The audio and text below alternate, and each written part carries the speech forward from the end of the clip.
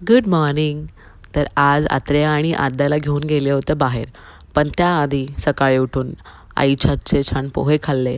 आत्रेया आणि आद्यासाठी watermelon juice बनवला. नंतर आई आणि मी भाजी निवडत बसले होते, तर बाबांनी समोसे आणले होते. हे समोसे मी लहान असल्यापासून खाते.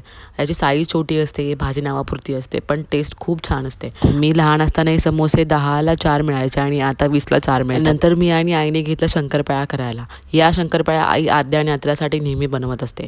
दोघींना फार आवडतात आणि आद्याला टिफिनमध्ये देण्यासाठीही सोप्या पडतात. त्यानंतर मी, आई, बाबा, आद्या आणि आत्र्याला घेऊन गेलो होतो बाहेर.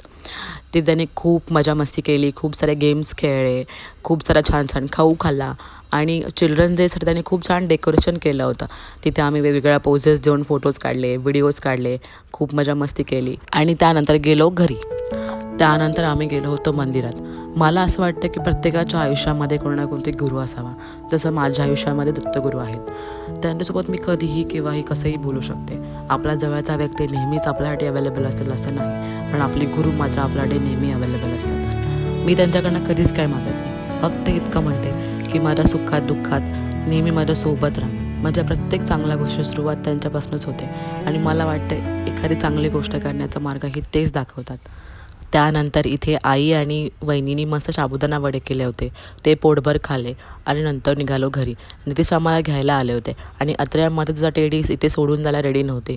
त्यानंतर मामीला खूप सारे किस्से देऊन, आजी आणि आबांना नमस्कार करून आणि मामाला खूप सारं हगे आणि प्रेम देऊन आम्ही निघालो घरी. असा होता आमचा आजचा दिवस. Thank you for watching. Bye bye.